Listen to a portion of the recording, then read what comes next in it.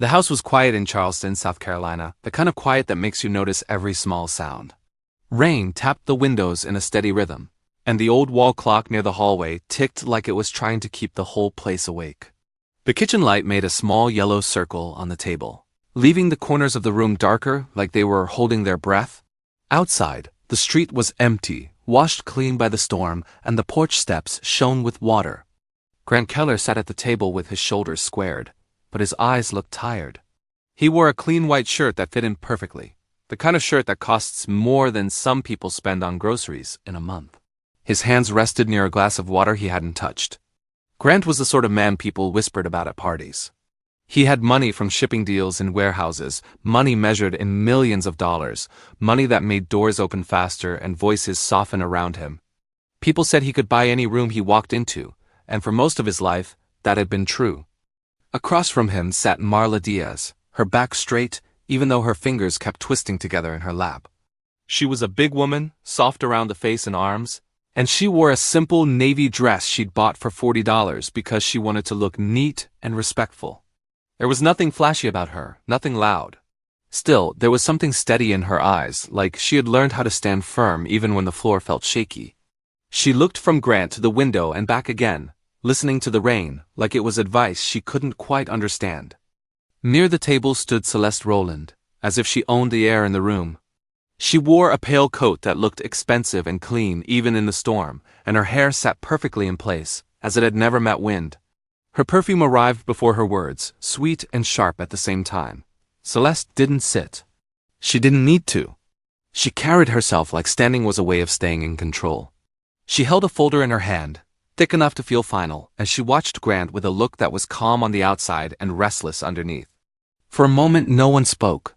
The rain filled the space between them, and the clock kept ticking, steady and stubborn. Grant's eyes drifted to Marla's hands, the way they trembled just a little. He hated that. He didn't like that he had brought her into this kind of room, this kind of moment. He swallowed, and his throat felt dry, like he'd been running without moving.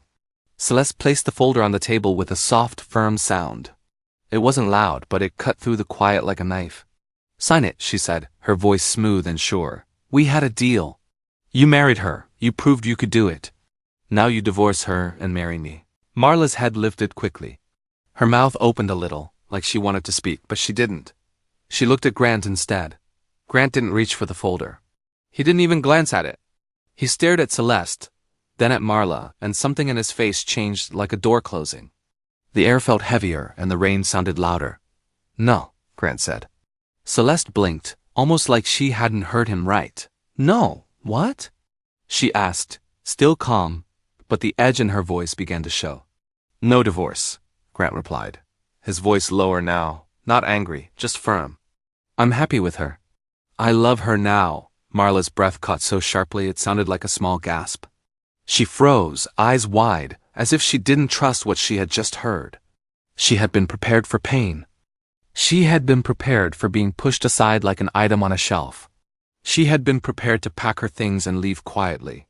She had not been prepared for that word love, spoken in a voice that didn't wobble. Celeste's face went tight and pale. For the first time her perfect calm slipped. "That's not how this ends," she said, and the sweetness in her perfume suddenly felt too strong, too thick. Grant pushed his chair back and stood up slowly. His height made him look larger, but it was his steadiness that filled the room. He didn't shout. He didn't threaten. He simply became solid, like a wall that wouldn't move. "It ends with me staying in my house," he said. Then he glanced at Marla, and his eyes softened. "With my wife." Marla's hands rose to her chest for a second, as if she needed to remind herself she was real. She stared at Grant, searching his face for a trick. She had learned to be careful with promises, especially from men with money. Money could make people say anything, but Grant's voice didn't sound like a performance. It sounded like a decision.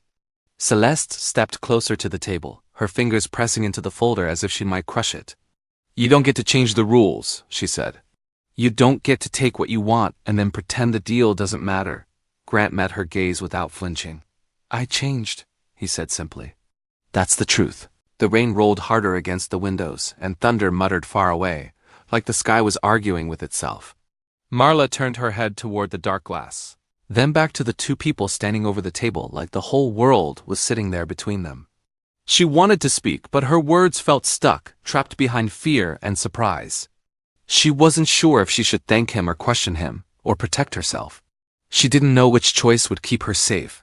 Celeste's eyes flashed, and her lips pressed into a thin line. "If you don't sign," she said, "you'll make enemies you don't need. You'll lose things." Grant looked at the untouched folder, then back at her.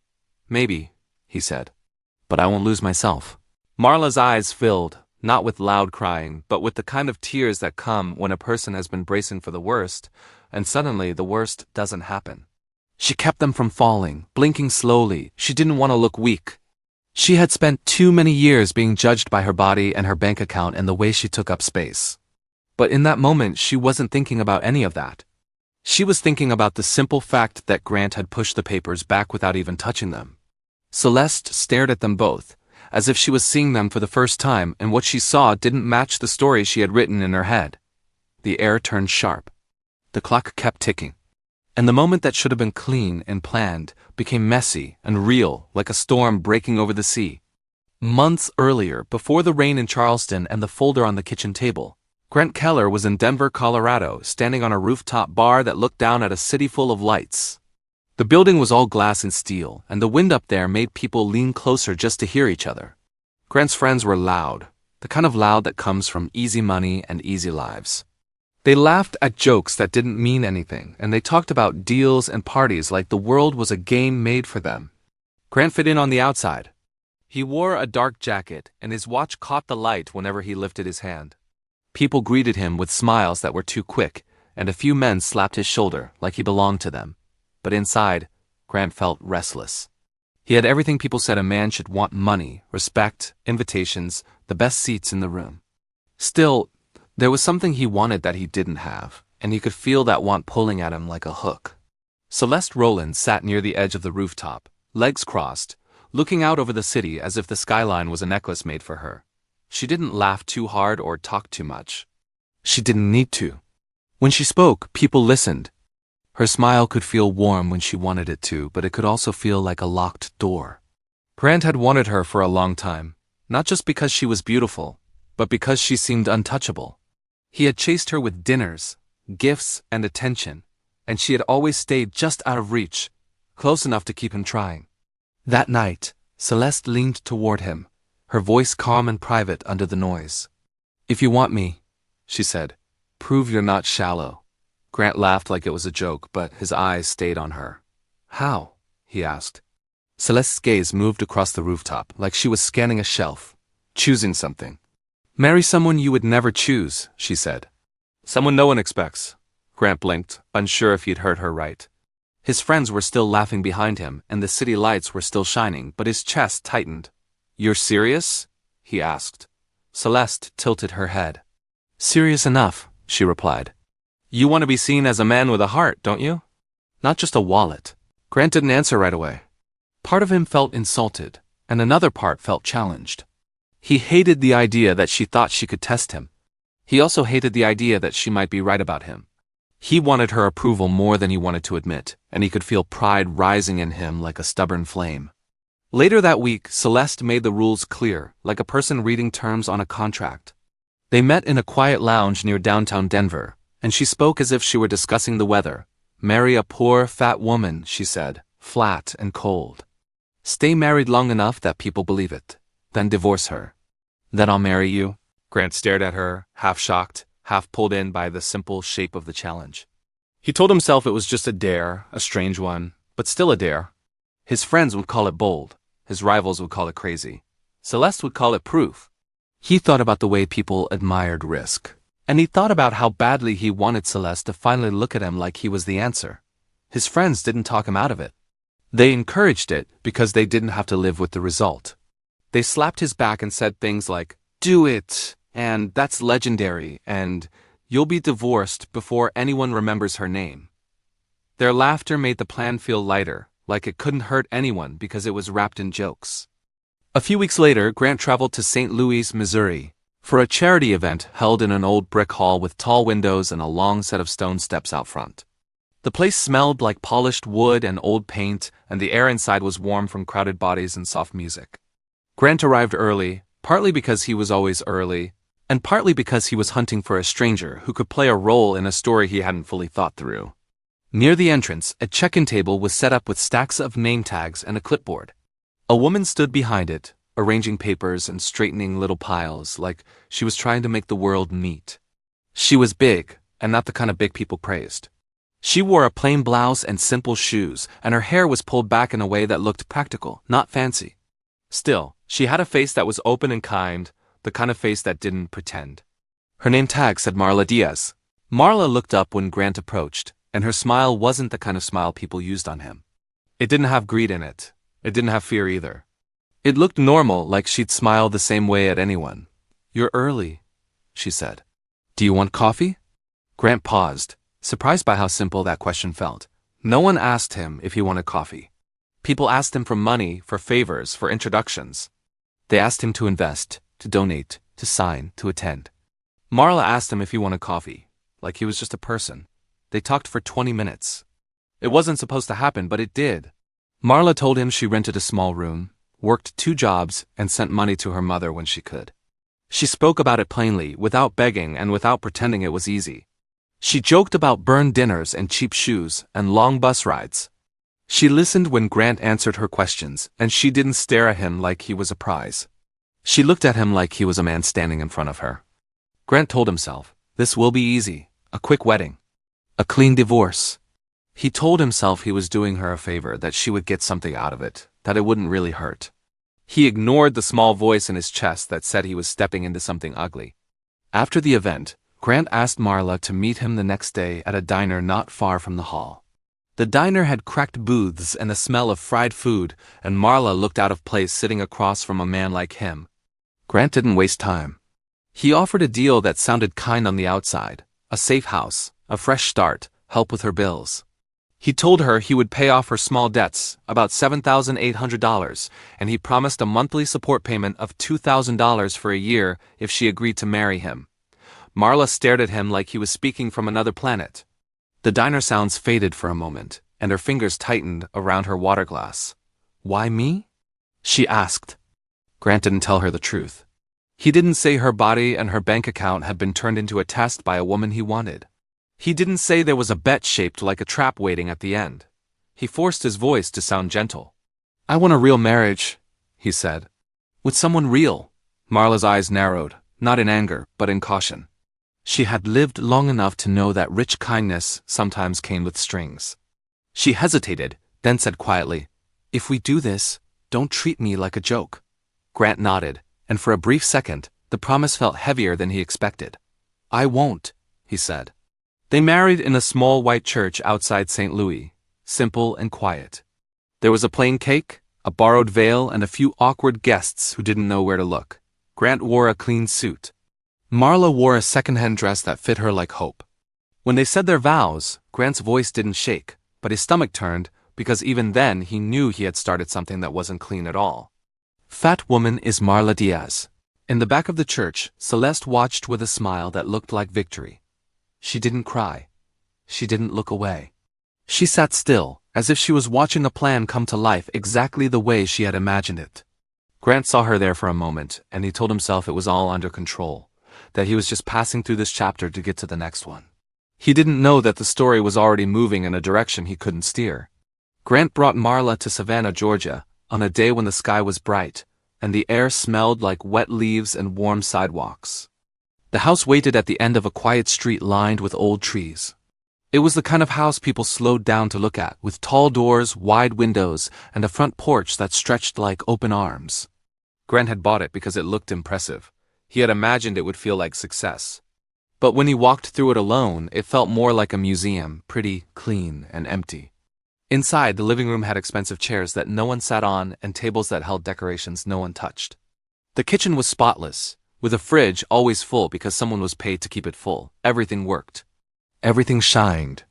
Still, the house felt hollow, like it was holding a sound it didn't know how to make. Grant watched Marla step inside with a small suitcase and a careful look, and he waited for her to act amazed or nervous, or grateful in a way that would make him feel powerful. Marla didn't do any of that. She walked slowly from room to room, not like a shopper in a store, but like someone trying to understand where life could fit. She touched the porch rail, felt the smooth wood, and nodded to herself. She looked at the kitchen window and said, "This gets good light." She didn't ask what anything cost. She didn't ask if the house was hers. She didn't speak like she was afraid of breaking something. She just said softly, "We can make this feel warm." Within a week, the house began to change in small ways that didn't cost much money, but somehow mattered more than money. Marla moved one of the stiff chairs in the living room so it faced the window, and she set a small blanket over the back like a simple invitation. She turned a guest room into a little art space, putting a cheap table by the wall and taping sketches up where she could see them. She didn't hide her life to match the house. She let her life show. She bought 2 mugs from a thrift store, not matching, and put them right in front, as if to say the kitchen was for living, not showing. Grant noticed the smells first. The house had always smelled like nothing, like a hotel. Now it smelled like coffee in the morning and toast at noon. One afternoon he came home and found flour on the counter, and a bowl with dough rising under a towel. Marla turned and said, "I'm trying bread. If it fails, we'll laugh and eat cereal." Grant almost smiled before he remembered himself, before he remembered why the marriage existed at all. Marla learned the neighborhood without trying to impress anyone. She waved at people walking their dogs and asked their names like it was normal to care. She met a widowed older woman down the street, Mrs. Hattie Bowen, and the next day, Marla carried over a container of soup in a simple plastic bowl. When Grant asked why, Marla shrugged. "She looked tired," she said. "Sometimes food is a small kindness." She planted herbs by the porch steps, basil, mint, and rosemary, because she liked the smell when she brushed past them. She laughed loudly when she burned toast and made it again anyway. And that laugh bounced through the hallway and made the big house feel less serious. Grant kept waiting for the marriage to feel like a lie. He kept expecting Marla to change once she felt safe, to demand more, to act like she had won something. That's what he thought people did when money entered the room. Instead, Marla stayed the same. She was careful with groceries and gentle with the house, not because she was scared, but because she respected what she had. She didn't treat Grant like a prize. She treated him like a person who came home tired. The first time Grant noticed it clearly was after a long day when a business partner had called with bad news. Grant walked into the house with anger sitting on his shoulders. He expected questions or panic, or a request for something to make the moment lighter. Marla looked up from the kitchen sink and asked, "Did you eat today?" Her voice wasn't sharp. It was simple, as if the answer mattered more than the drama. Grant opened his mouth to talk about the deal and the problem and the money he might lose. Then he paused. "No," he admitted. Marla nodded once. "Sit," she said. "I'll warm up dinner." She didn't ask what the loss might be. She didn't rush to tell him what to do. She just fed him like he was a human body that needed care before it could fight any battle. Another day, Grant came home with a headache from stress and meetings. He held his temples and tried not to show it because he hated looking weak. Marla saw him anyway. She didn't act annoyed. She didn't tell him to toughen up. She put water to boil, made tea, and sat with him in the quiet. She didn't fill the silence with advice. She let the silence be soft instead of heavy. Grant realized in that moment he hadn't sat in comfortable silence with anyone in years. One night, after the house had gone dark except for the porch light, Grant stepped outside and saw Marla sitting on the porch steps. She had a small notebook open on her knee and a pen in her hand. A few bills were spread beside her, lined up carefully. Her face looked focused, not worried. "What's that?" Grant asked, leaning on the porch rail. Marla didn't jump or hide anything. She held the notebook up a little. "A plan," she said. "If something goes wrong, I don't want to be helpless." Grant felt a sting he didn't expect. He had told himself he was saving her, that she needed him. But here she was, making her own safety with math and patience. She wasn't greedy. She wasn't lazy. She wasn't the joke his friends had made in careless voices. She was building strength quietly, like a person stacking stones for a wall. A month later, Grant tried to buy his way back into feeling in control. He came home with a small box and placed it in front of Marla like a peace offering. Inside was a bracelet worth $6,000 shining under the kitchen light. He expected her eyes to widen. He expected thanks. Marla looked at it, then looked at him. She smiled gently and pushed the box back toward his hand. "Buy something for your workers," she said. "Or fix the broken fence for the neighbor's dog. I don't need shiny things to feel loved." The words hit Grant harder than any insult. They weren't cruel. They were honest. And they made him feel exposed, like he had been using money as a shield. That night, Grant sat alone in the study, staring at the walls of his own house like he was seeing them for the first time. The furniture looked the same, but the meaning had changed.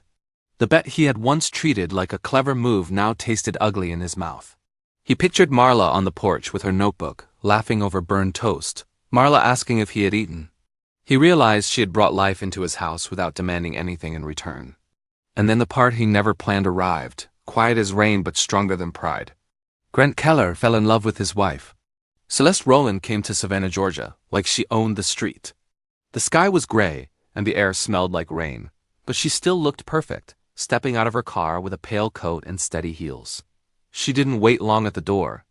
When it opened, she walked in as if she had done it 100 times, her shoes clicking against the clean floor.